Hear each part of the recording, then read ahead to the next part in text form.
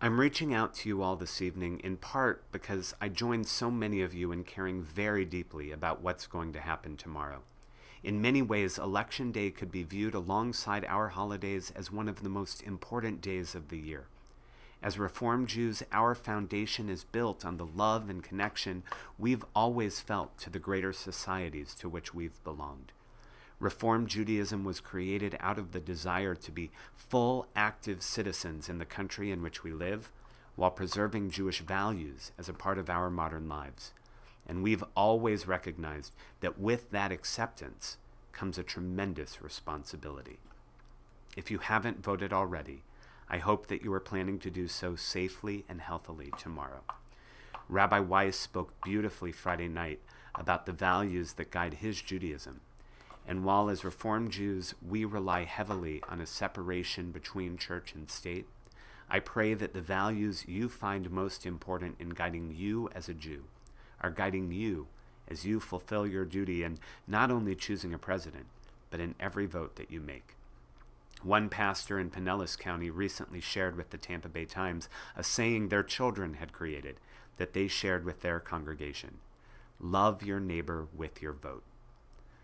But I'm reaching out to you this evening mostly because as deeply as I care about what happens tomorrow, I care even more deeply about what happens on Wednesday, Thursday, and Friday throughout the month, next month, and beyond.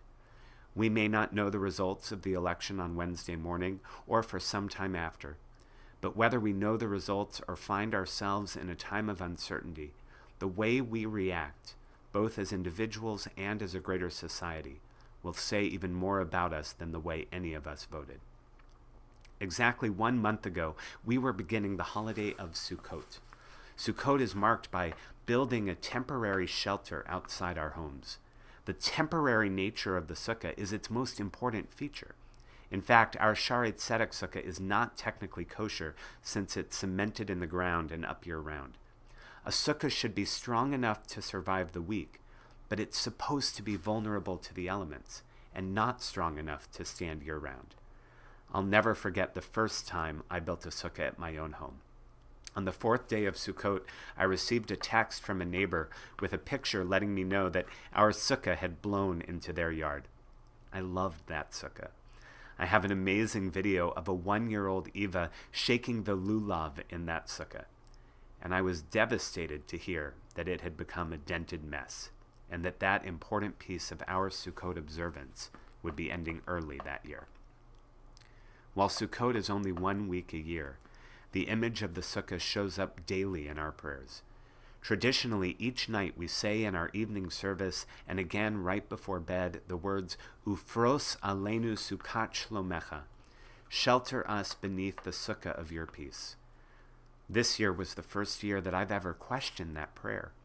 As we were celebrating Sukkot last month, and as I was thinking about the fear that so many people are feeling right now in what has been one of the strangest years most of us have ever experienced, leaving us with a sense of vulnerability in so many aspects of our lives, I thought, why on earth would we ask God for a sukkah of peace? Why would we ask for something temporary, for something vulnerable, when all we want is a sense of security to give us shelter from that vulnerability that we're all feeling? As is so often the case when we have a question about our tradition, I quickly found that I was not the first to ask this question. Rabbi Abraham Kook, known more commonly as Rav Kook, or the Ra'aya, was the first Ashkenazi chief rabbi of what was at the time Palestine, when the land of Israel was still under British control. He died in September of 1935 and is still thought of today as a strong example of modern orthodoxy and the father of religious Zionism. Rav Kook certainly understood what it means to live in a time of uncertainty, to feel vulnerable. And he asked, why pray for a sukkah, a makeshift booth of peace?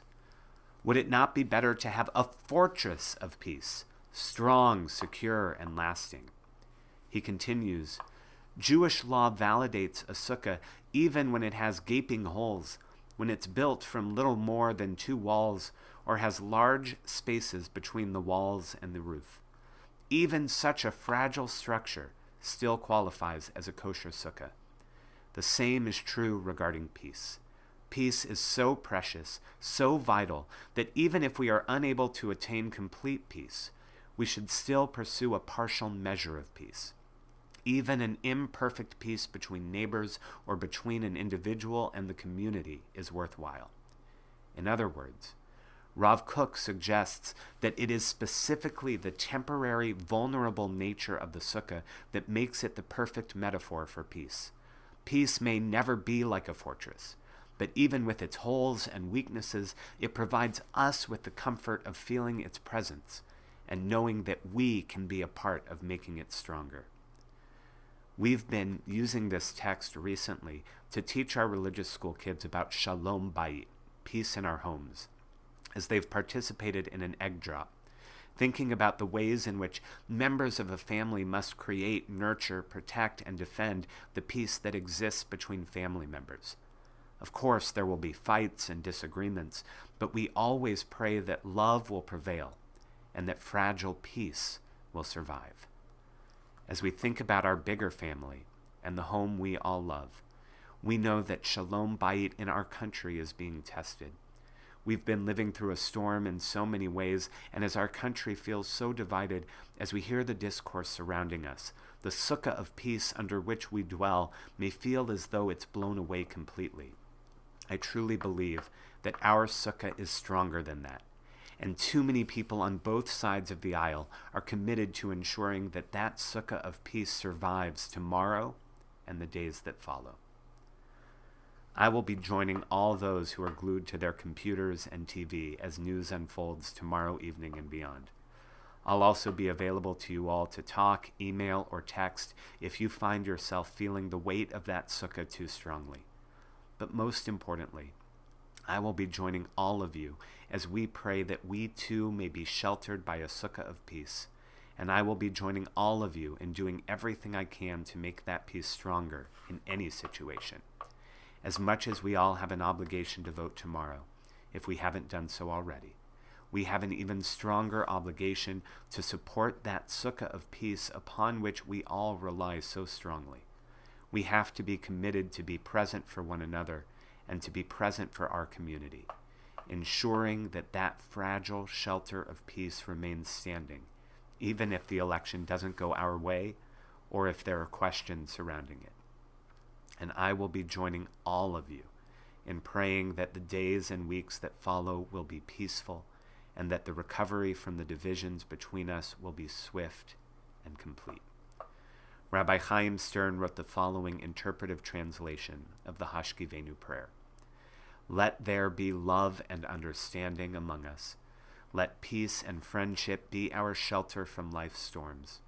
Eternal God, help us to walk with good companions, to live with hope in our hearts and eternity in our thoughts, that we may lie down in peace and rise up to find our hearts wanting to do your will.